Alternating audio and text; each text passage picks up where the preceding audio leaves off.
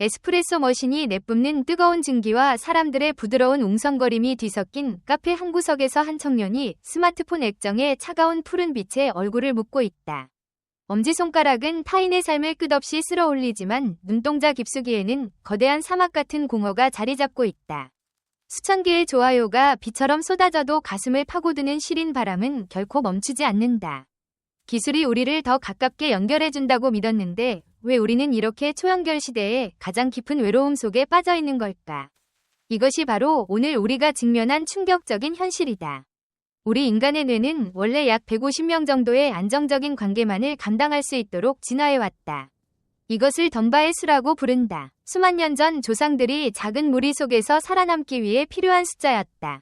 그런데 스마트폰과 소셜미디어는 이 한계를 무자비하게 깨뜨렸다. 가장 깊은 내면을 나누어야 할 핵심 관계를 방치한 채 얕은 연결에 감정의 에너지를 마구 흩뿌린 결과 관계의 밀도는 물을 잔뜩 탄 잉크처럼 희미해졌다.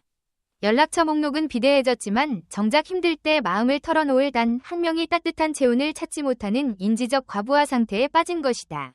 상상해보자. 바쁜 서울 직장인이 퇴근 후 카페에 앉아 피드를 스크롤하는 모습. 친구의 화려한 여행사진과 동료의 성공 스토리가 끝없이 흘러간다. 한 번의 좋아요로 순간적인 만족을 느끼지만 그 만족은 곧 사라지고 더 큰 공허만 남는다. 그런데 왜 이런 일이 반복되는 걸까? 아직 진짜 이유는 나오지 않았다. 유리 화면 너머의 세계는 우리 뇌의 화학물질을 조작하는 거대한 실험실이다. 붉은색 알림 배지가 뜰 때마다 분비되는 의상성 도파민은 갈증에 허덕이는 사람에게 바닷물을 들이켜게 하는 것과 같다. 끊임없이 무언가를 원하게 만들 뿐 진정한 만족은 주지 않는다. 알고리즘의 보상체계는 우리의 뇌를 슬롯머신 앞에 도박꾼처럼 각성시킨다. 일상의 소박한 기쁨조차 느끼기 힘들어지는 신경학적 소진과 무쾌감증이 찾아온다. 최근 연구에서도 과도한 소셜미디어 사용이 도파민 체계를 교란시켜 불안과 우울을 키운다는 사실이 확인되었다. 하지만 이것이 끝이 아니다. 더 무서운 사실은 진짜 유대를 만들어주는 옥시토신은 차가운 픽셀을 통과하지 못한다는 것이다. 화상통화에서 생기는 150mC의 미세한 기술적 지연은 두 사람의 뇌파 동기화를 무참히 끊어버린다. 시선 교감의 부재와 물리적 접촉의 결핍을 뇌는 안전하지 않은 상태로 해석하고 스트레스 호르몬인 코르티솔 수치를 급격히 끌어올린다. 화면 속에서 웃고 떠들면서도 생물학적으로는 철저한 고립 상태다. 마치 외로움의 빙하 속에 갇힌 셈이다. 한국의 바쁜 젊은이들이 카페나 지하철에서 이어폰을 끼고 화면에만 집중하는 모습을 떠올려보자. 주변에 사람이 가득한데도 마음은 철저히 혼자다. 이 굶주림은 사회적 비교의 늪에서 더욱 골마 터진다.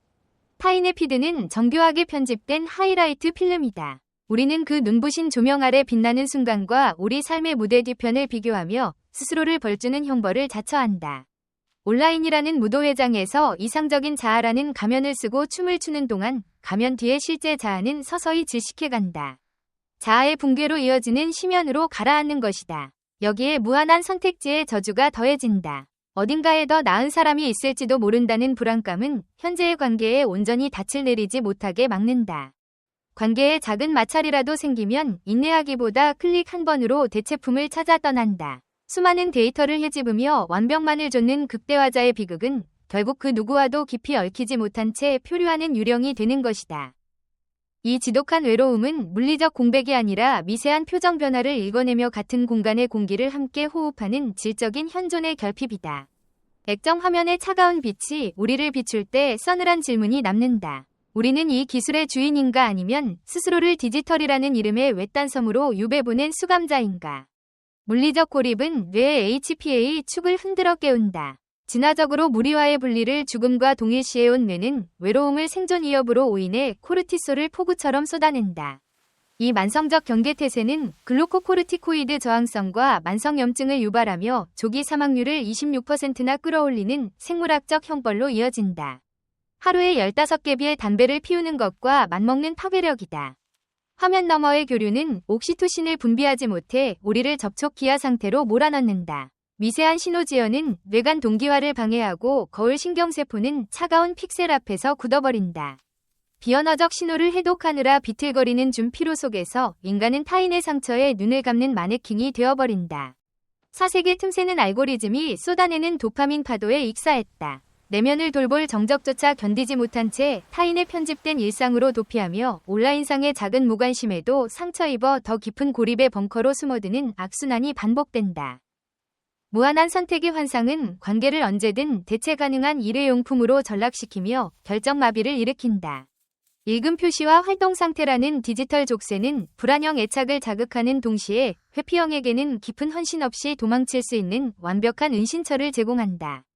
대화 중 스마트폰을 보는 퍼빙은 상대의 뇌에 신체적 고통과 맞먹는 사회적 배제의 상처를 남긴다. 기기의 존재만으로 대화의 질이 추락하는 아이폰 효과는 서로의 신경계를 안정시키는 동시 조절을 증발시키고 우리를 각자의 외딴섬에 가둔다. 이 모든 현상은 최근 연구에서도 명확히 확인되고 있다. 소셜미디어를 한 주만 줄여도 불안 증상이 16% 이상 감소하고 우울과 불면도 크게 개선된다는 결과가 나왔다. 디지털 환경과 외로움 사이의 긍정적 연관성이 메타 분석으로 입증된 것이다. 그런데 여기서 중요한 사실이 하나 더 있다. 이 외로움은 단순한 마음의 문제가 아니라 유전자 수준까지 영향을 미친다. 만성적인 고독은 보존된 전사 반응이라는 메커니즘을 통해 염증 유전자를 폭주시키고 바이러스 저항력을 붕괴시킨다. 분자 단위의 질병으로 악화되는 것이다. 디지털 미니멀리즘은 단순히 기기를 끄는 것이 아니라 타인 앞에 무방비한 민낯을 드러낼 용기를 되찾는 의식이다. 영혼을 맞닿게 하는 진짜 연결은 상처받을 각오를 안고 지금 이 순간에 온전히 머무를 때만 피어난다. 차가운 유리를 거두고 서로의 눈동자를 바라보아야 할 시간이다. 주머니 속 기기가 쉴 새 없이 진동하며 가상세계의 연결을 알리지만 스크린을 끄는 순간 뼛속까지 스며드는 공허함과 마주하게 된다. 우리는 초연결의 그물망 속에서 오히려 지독한 갈증에 익사해가고 있었다. 인류의 뇌는 고립을 곧 죽음으로 인식하도록 설계되었다. 현대인이 느끼는 고독은 뇌의 HPA 축을 자극해 코르티솔이라는 스트레스 호르몬의 산성비를 뿌린다. 만성적인 과각성 상태에 빠진 뇌는 타인의 평범한 표정조차 공격이나 거절로 오해하는 인지적 왜곡을 일으키며 연결을 갈망하는 순간에 오히려 스스로를 격리하는 잔인한 덫에 갇히게 된다. 디지털 세계의 언어는 이러한 생물학적 갈증을 채울 수 없다. 진정한 공감은 거울 신경세포가 상대의 미세한 변화를 실시간으로 모방할 때 일어나지만 디지털의 미세한 지연 시간은 이 시스템을 멈춰 세운다. 시선 교환과 체온이 배제된 대화에서는 유대의 호르몬인 옥시토신이 분비되지 않으며 우리의 육체는 타인의 온기를 갈구하는 피부 갈증에 시달린다. 이 빈자리를 파고드는 것은 알고리즘과 도파민의 폭격이다. 피드를 새로 고침할 때마다 주어지는 보상은 뇌를 자극하지만 끝없는 허기만을 남긴다. 무한한 연결의 기회는 오히려 관계의 무게를 가볍게 만들고 더 나은 누군가가 있을 것이라는 환상은 지금 내 앞의 사람에게 집중하지 못하게 하는 결정마비를 부른다. 인간관계가 소비재처럼 전락하며 우리는 서로에게 대체 가능한 픽셀 조각이 되어간다. 스마트폰은 물리적 공존마저 파괴한다. 기기가 시야에 있는 것만으로도 뇌는 인지적 자원을 소모하며 대화의 밀도를 희석시킨다. 상대가 대화 중 스마트폰을 들여다보는 퍼빙 행위는 뇌에서 신체적 고통을 처리하는 전대상 피지를 자극한다. 우리는 화면으로 시선이 옮겨가는 찰나에 칼날에 베이는 것과 같은 물리적 통증과 사회적 거절의 상처를 입는다. 만성적인 고독은 결국 유전자 지도마저 변형시키는 분자 단위의 질병으로 악화된다. 보존된 전사 반응이 일어나 염증 유전자는 폭주하고 바이러스 저항력은 붕괴된다. 하루 15개비의 담배를 피우는 것과 맞먹는 이 파괴력은 우리가 잃어버린 연결의 대가로 지불하는 참혹한 청구서다.